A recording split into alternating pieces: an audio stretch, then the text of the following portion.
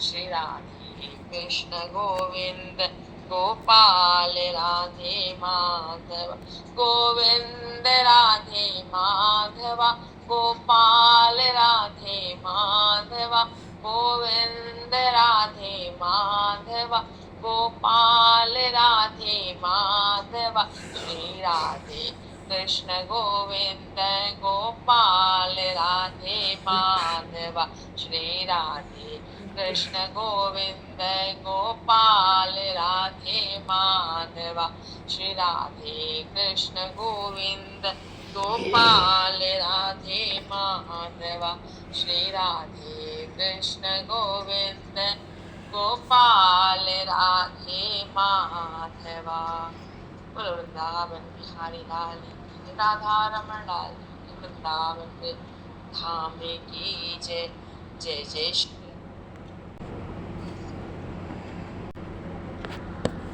सर्वेश्वर पूर्ण परात्पर ब्रह्म असंख्य कल्याण गुणगंडले भक्तवांशा कल्पतरु शरणागत वत्सल भक्त वत्सल दीनबंधु दयासिंधु भगवान श्री सीताराम जी महाराज की असीम कृपा करने से श्रीमान जी महाराज की परम पावन भावमयी सन्निधि में महापुरुषों की भावमयी उपस्थिति में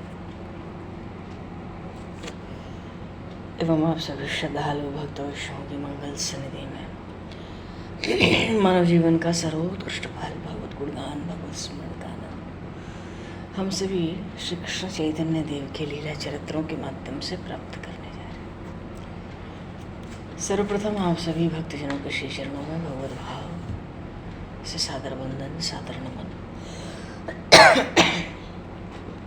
आप सभी को यथा योग्य जय सिया राम, जय जय श्री राधे, हरि शरणम निताई गौर हरि बोल।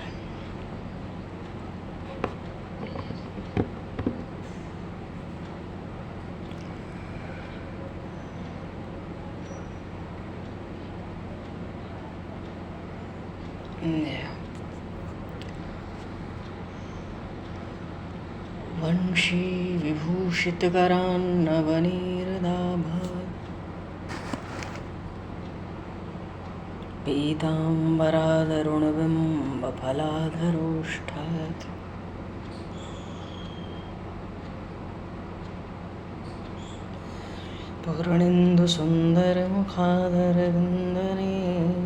पूर्णेन्दुसुन्दरमुखादरविन्दनेत्रात् कृष्णात् परं किमपि तत्त्वमहं न जाने। कृष्णात् परं किमपि तत्त्वमहं न जाने।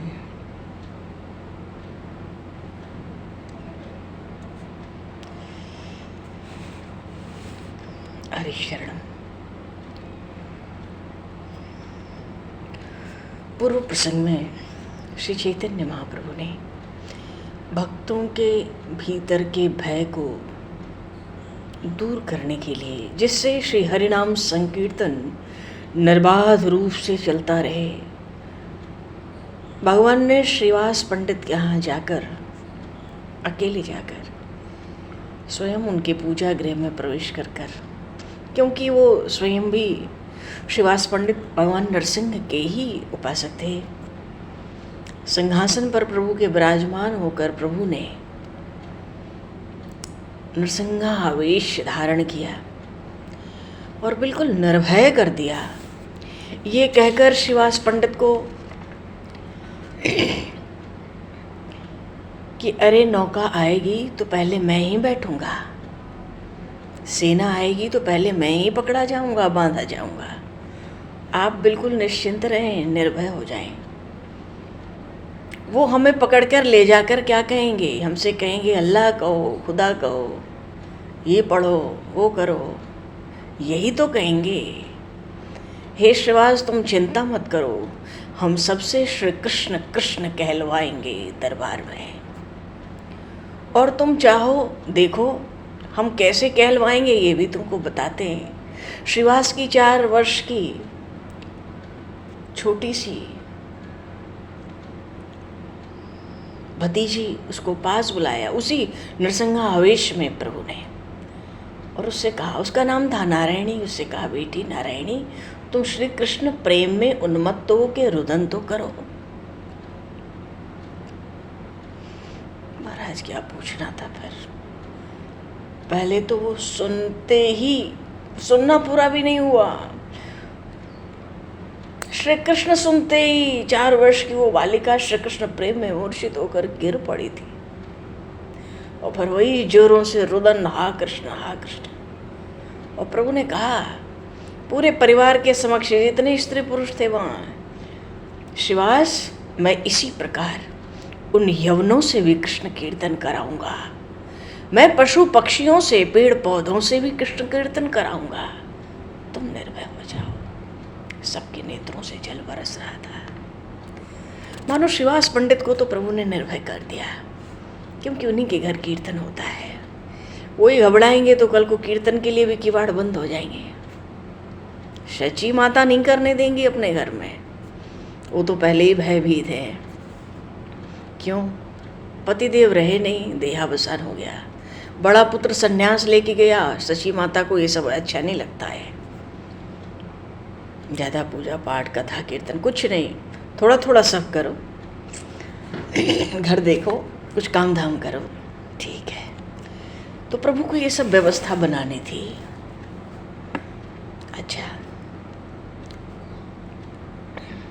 और अच्छा, कल के प्रसंग में जो भावावेश हुआ उसमें श्रीवास पंडित को प्रभु ने कह दिया था, क्या तुम मुझे अभी भी नहीं पहचान पाते हो?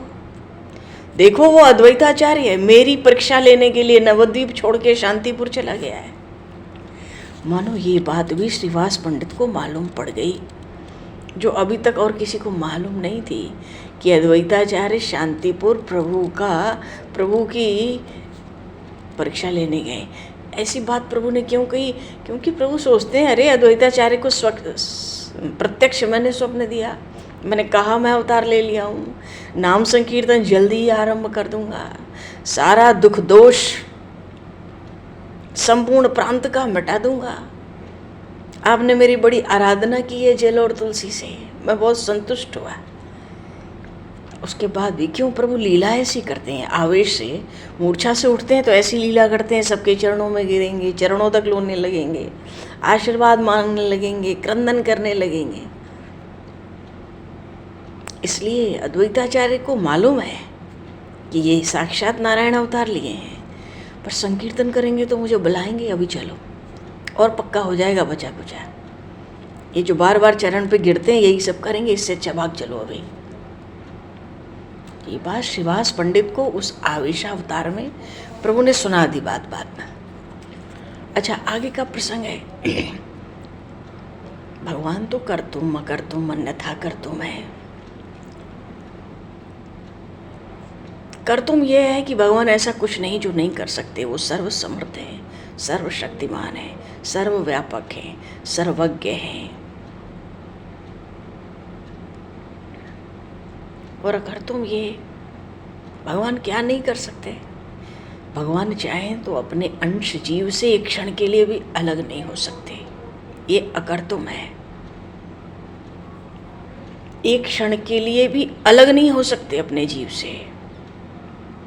ममैवांशो जीवलोके जीवभूत सनातना, जीवभूत। भगवान श्री कृष्ण स्वयं कहते हैं, अर्जुन मेरा अंश व आत्मा जीवभूत, जीव बन गया, शरीर का आश्रय मिला, वो जीव बन गया। जीव बना इसलिए बद्ध हो गया, शरीर से बंधा तो संसार ही पूरा हो गया। संसार का बीज तो शरीर ही है। वो जीव बन गया तो बद्ध हो गया। तो अकर्तुम, भगवान जीव से एक क्षण भी अलग नहीं हो सकते, वो सामर्थ्य प्रभु में नहीं है। और वैष्णवों की भाषा तो ये है, भगवान किसी जीव का, निज जन का विश्वास नहीं तोड़ सकते, ये सामर्थ्य भगवान में नहीं है। इच्छा मात्र से ही दुष्टों का संहार हो जाता है, बड़े बड़े दुष्टों का संकल्प मात्र से हो जाए, फिर भी भक्तों के प्रेम के अधीन होकर अपनी असीम कृपा का वितरण करते हैं। कहने का भाव है इस प्रकार से श्री चैतन्य महाप्रभु, अब इनका नाम चैतन्य महाप्रभु नहीं है, इनका नाम निमाई है, निमाई पंडित। ये तो उनके सन्यास का नाम है, श्री कृष्ण चैतन्य। अभी प्रभु कहलाते हैं, आगे महाप्रभु कहलाएंगे जब इनका प्रकाश चारों दिशाओं में फैल जाएगा, दशों दिशाओं में।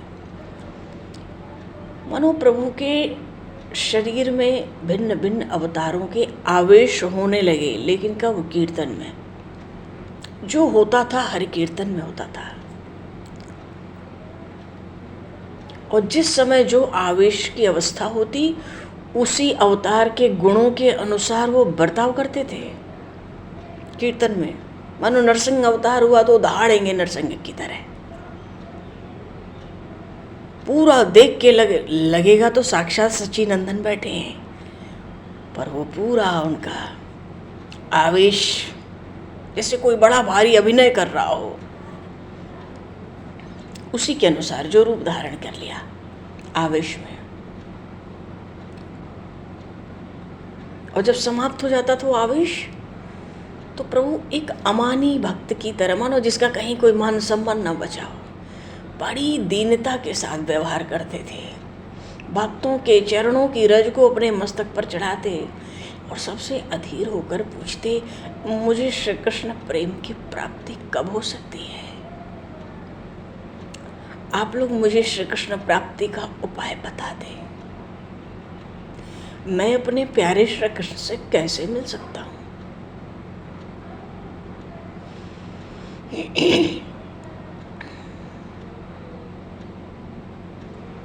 तो इनके जीवन में दो भिन्न भिन्न भाव मालूम होने लगे। एक तो भावावेश में भगवत भाव, और साधारण रूप से भक्त भाव। तो भक्त का भाव तो रहता ही था, और जब आवेश आता था तो भगवत भाव हो जाता था।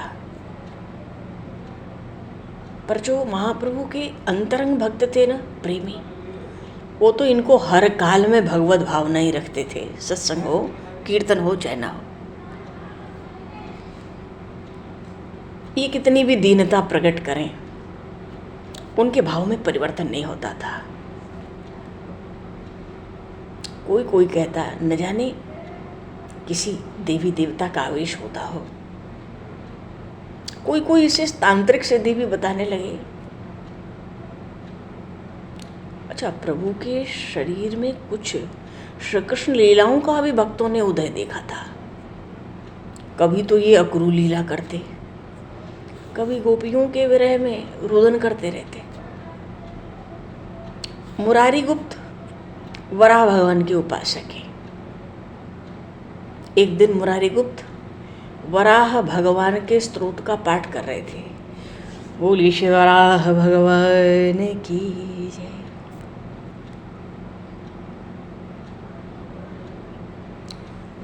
इतना विशाल शरीर था वराह भगवान का जब अवतार हुआ। अवतार तो हुआ ब्रह्मा जी की नासिका से एक अंगूठे के बराबर निकल के आए वहां से। बढ़ते बढ़ते तो भाई उनके गर्दन की बाल घूमते तो बादल भी आकाश में तितर बितर हो जाते थे।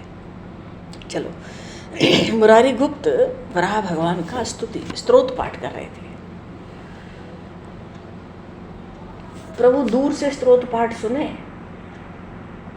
वराह की तरह जोर से गर्जना करते हुए, शुकर शुकर शुकर, इतना कहते कहते मुरारी गुप्त के घर की ओर चल पड़े।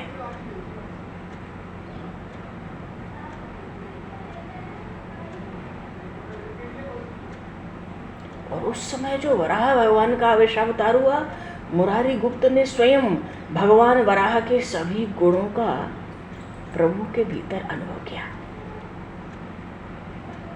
प्रभु दोनों हाथों को पृथ्वी पे टेक कर हाथ पैरों से बिल्कुल वराह की भांति चलने लगे। 2 पैर पे नहीं, 4 पैर पे चलते। रास्ते में आ रहे थे तो एक बड़ा पीतल का जल से भरा हुआ कलश रखा था। प्रभु ने उसे अपनी दाढ़ से उठाकर दूसरी ओर फेंक दिया। तो कलश उठाए होंगे डाढ़ पे, तो ऐसा लगता होगा पृथ्वी को ही उठाया है भगवान ने, और सीधे वो गुप्त महाशय के पूजा घर में चले गए, मुरारी गुप्त के। वहाँ जाकर भी आसन पर आसीन हो गए और मुरारी से कहने लगे, मुरारी तुम हमारी स्तुति करो।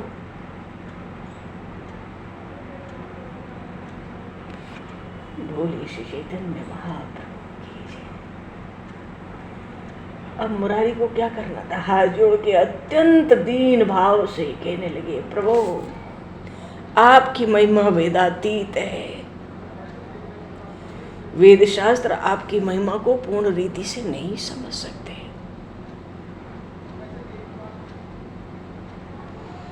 श्रुतियों ने आपका नेति नेति कहकर कथन किया है, आप अंतर्यामी हैं।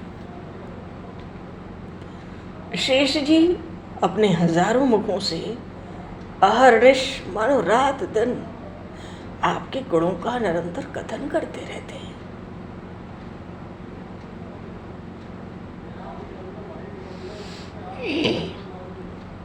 तो भी प्रलय के अंत तक आपके समस्त गुणों का कथन नहीं कर सकते वो। फिर मैं अज्ञानी प्राणी भला आपकी स्तुति कैसे कर सकूंगा? प्रभु ने उनकी दीन वाणी सुनकर कहा बड़े गंभीर स्वर में, मुरारी तुम्हें भय करने की कोई बात नहीं। जो दुष्ट मेरे संकीर्तन में विघ्न करेगा मैं उसका संहार करूंगा, फिर चाहे वो कोई भी क्यों ना हो, तुम निर्भय रहो। नाम संकीर्तन के द्वारा मैं जगत का उद्धार कार्य करूंगा। बस यूं कहते कहते प्रभु अचेत से होके गिर गए, मूर्छित होके गिर पड़े। अब कुछ काल बाद, कुछ समय बाद शरीर की प्रकृति लौटी और फिर वही मुरारी से अधीर होके एकदम कहने लगे, अधीरता की बातें, मुझे कृष्ण प्रेम दे दो, कुछ उपाय कर दो, कहाँ है वो कृष्ण, वो प्रेम मुझे कैसे मिलेगा। चरणों की रज लेने लगे मुरारी के।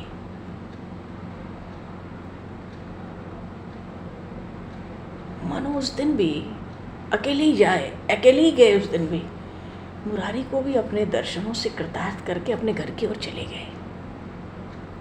मानो इस प्रकार भक्तों को अनेक भावों और अनेक लीलाओं से प्रभु सदा आनंदित करके सुखी बनाते और श्री कृष्ण कीर्तन में लगाए रखते।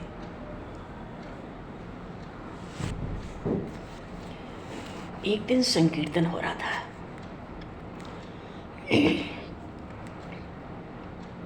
तो संकीर्तन करते करते प्रभु ने बीच में कहा, नदिया क्षेत्र का नाम है, नदिया में अब शीघ्र ही एक महापुरुष आने वाले हैं, जिनके द्वारा नवद्वीप के कोने कोने और घर घर में श्री कृष्ण संकीर्तन का प्रचार होगा। प्रभु के मुख से इस बात को सुनकर सभी भक्तों को बहुत प्रसन्नता हुई, आनंद का आवेग, अत्यंत उत्साह में सब नाचने लगे। क्यों? भक्तों को दृढ़ विश्वास था प्रभु ने जो बात कही है वह सत्य ही है। अब हमारे क्षेत्र में ही कोई शीघ्र ही कोई महापुरुष आने वाले हैं। नवद्वीप के कोने कोने और घर घर में, मानो जितने यवन के भी घर होंगे सबके घर में श्री कृष्ण कीर्तन का घर में घुस के प्रचार होगा। तो भैया अब इस बात को 4-5 दिन ही हुए होंगे। एक दिन संकीर्तन के बीच में प्रभु ने भक्तों से कहा, मेरे अग्रज, मेरे परम सखा, मेरे बंधु,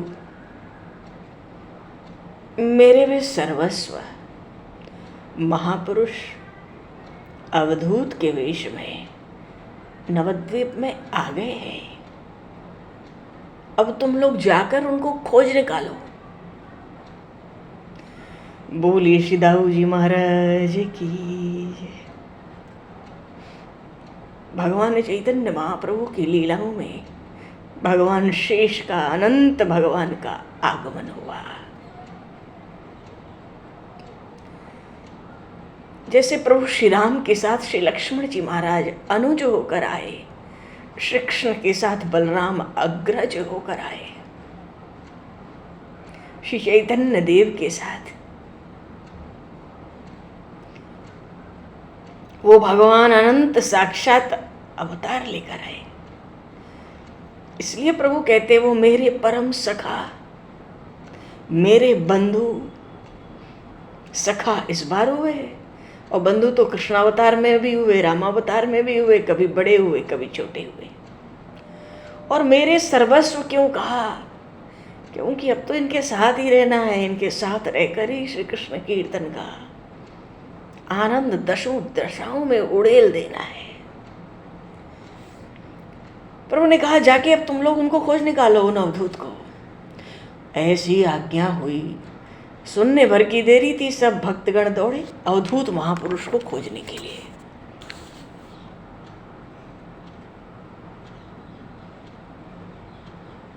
तो महाराज कौन आया? निमाई के सर्वस्व अवधूत वेश में कौन महापुरुष थे? वस्तुतः वो अवधूत श्री नित्यानंद जी महाराज थे, जो गौर भक्तों में आज भी निमाई के भाई निताई के नाम से पुकारे जाते हैं। निताई गौर हरि बोल, निताई गौर हरि बोल। निताई का अर्थ है नित्यानंद प्रभु, निमाई का अर्थ है श्री विश्वम्भर श्री चैतन्य प्रभु। तो निताई और गौर, क्योंकि अतिशय गौर वर्ण है महाप्रभु, अतिशय गौर वर्ण। और निताई पहले से ही अवधूत होकर मिले, मानो सन्यासी थे पहले से ही।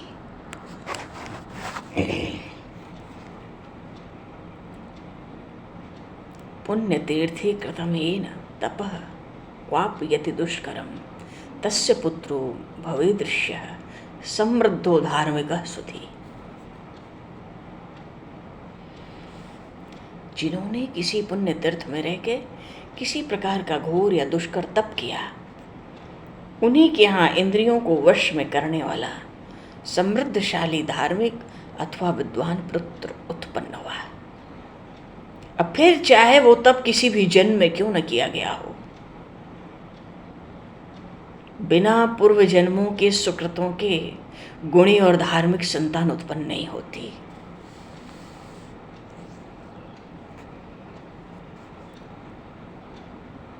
पर विधि का विधान भी बड़ा विचित्र है।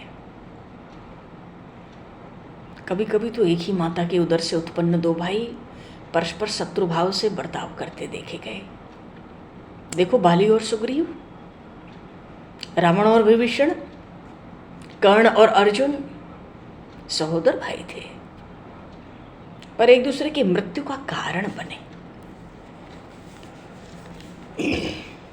इसके विपरीत कभी माताएं भिन्न हुई, माता पिता भिन्न हुए, फिर भी बड़ा भारी प्रेम देखने में आया आपस में।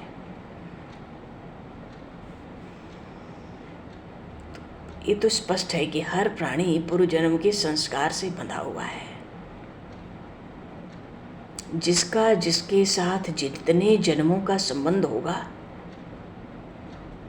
उसे उसके साथ उतने ही जन्मों तक उस संबंध को निभाना होगा। अब फिर चाहे उन दोनों का जन्म एक ही परिवार में हो, एक ही देश में हो, या अलग अलग जाति कुल में हो, अलग गांव शहर में हो, संबंध तो पूर्व की भांति ही चला आवेगा। महाप्रभु गौरांग देव का जन्म गौड़ देश के सुप्रसिद्ध नदिया नाम के नगर में ही तो हुआ था। इनके पिता सिलहट के निवासी मिश्र ब्राह्मण थे। माता नवद्वीप की बड़ी प्रसिद्ध नीलांबर चक्रवर्ती की पुत्री थी। स्वयं महाप्रभु दो भाई थे। बड़े भाई विश्वरूप इन्हें 5 वर्ष का ही छोड़कर सदा के लिए चले गए। इनकी माता की दूसरी कोई जीवित संतान अब है नहीं। अपने माता पिता के एकमात्र यही पुत्र हैं अब। अब इनको चाहे छोटा कहो चाहे बड़ा कहो। पर श्री नित्यानंद जी का जन्म राढ़ देश में हुआ।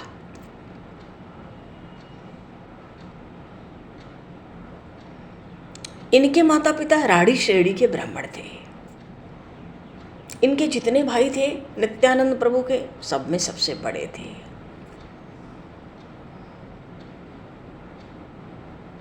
पर इनके छोटे भाइयों का नाम कोई नहीं जानता, कौन थे, कितने थे।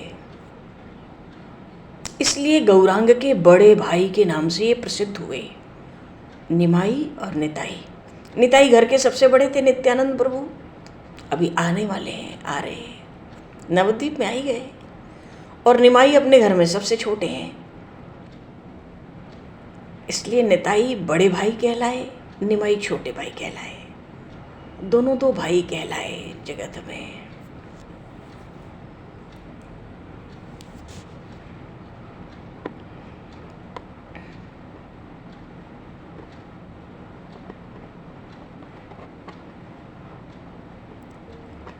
गौरांग बड़े भाई, गौरांग के बड़े भाई निताई तो गौर भक्त संकीर्तन करते हैं, तो गौरांग देव से पहले निताई का नाम लेते हैं। कहते हैं ना, भजो निताई गौर राधे श्याम, जपो हरे कृष्णा हरे राम। भजो निताई गौर राधे श्याम, जपो हरे कृष्णा हरे राम। भजो निताई गौर राधे श्याम, जपो हरे कृष्ण हरे राम। कहने का भाव है, गौर भक्तों का बड़ा प्रसिद्ध कीर्तन है ये। भजो निताई गौर राधे श्याम, जपो हरे कृष्ण हरे राम। तो यहाँ ये क्यों कह रहे हैं, भजो निताई गौर राधे श्याम? तो निताई का नाम पहले और गौर का नाम, गौरांग देव का नाम पीछे। निताई पहले और निमाई पीछे। भजो निताई गौर राधे श्याम, जपो हरे कृष्णा हरे राम। भजो निताई गौर, पहले निताई और फिर गौरांग। तो ये बड़े भाई कहलाए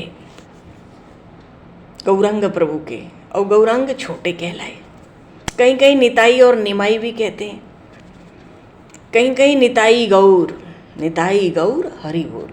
तो नित्यानंद जी का नाम वहाँ भी पहले आता है, हर जगह गौरांग देव से पहले आता है। इसलिए महाप्रभु ने पहले कहा था, वो जो आने वाले हैं वो मेरे परम सखा हैं, मेरे बंधु हैं, मेरे सर्वस्व हैं। अवधूत वेश में नवद्वीप में आ गए, अब तुम लोग खोज निकालो।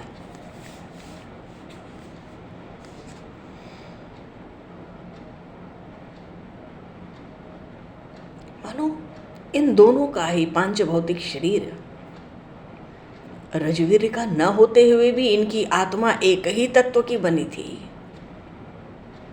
इस शरीर से तो दो दिखते थे, निताई और निमाई, पर अंतःकरण एक ही था।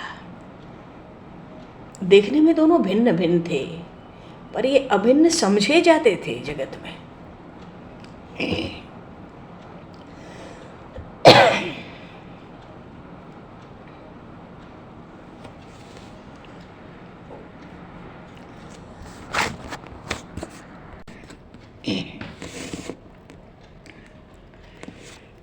तो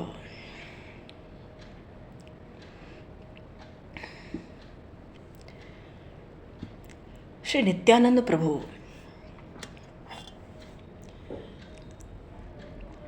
इनका जन्म वीरभूमि जिले में एक चका नाम का गांव था, उसके पास में ही मयूरेश्वर के पास।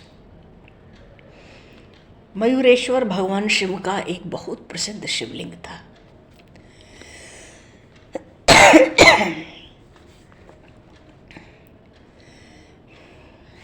चलो जी, अब नित्यानंद प्रभु का प्रसंग है। आगे के प्रसंग में बोले श्री चैतन्य महाप्रभु की जय, श्यावर रामचंद्र भगवान की जय।